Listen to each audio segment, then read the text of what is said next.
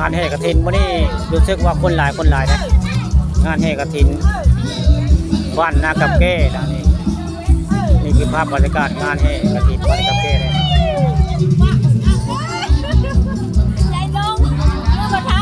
นางฟ้อนนางลำคนกะคือคืนจะได้กูคือคืนจะได้มื้อนี้นางฟ้อนนางลำคนม้วนหลายมื้อนี้พี่น้องแนวหน้าคนม้วนจะได้มื้อนี้มีการห้องคนใดโอ้คนใดนี่คือภาพบรรยากาศในงานบุญกฐินในบ้านนากับแก้มื้อนี้คือคืนได้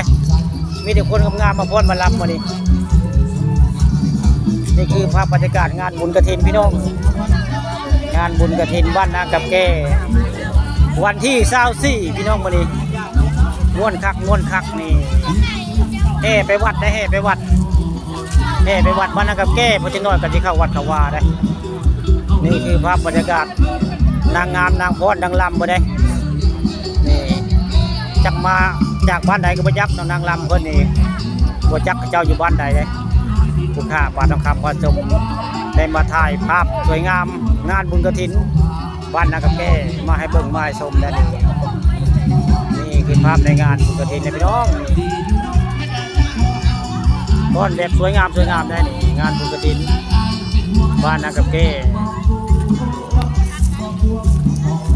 คนก็หลายอยู่เลยหลายพอสมควรคนไปน้อยเดี๋ยวนี้นี่คือภาพบรรยากาศในงานบุญกฐินบ้านนากับแก้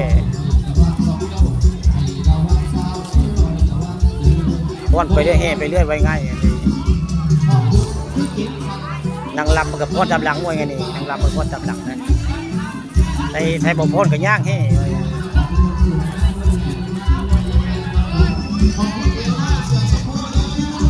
นี่ก็เลี้ยวโค้งจะไปวัดเล่นเบิ่งเลี้ยวนี่โค้งจะไปวัดไปว่าเนี่ยเบิ่งเลี้ยว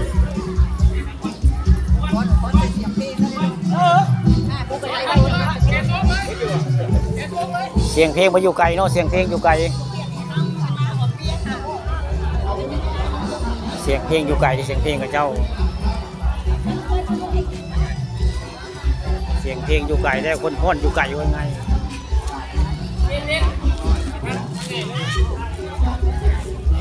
เครื่องเสียงกับคนมองพ้นไกลแท้ๆแต่คนพ้นก็ยังฟังเข้าใจได้การพ้นนี่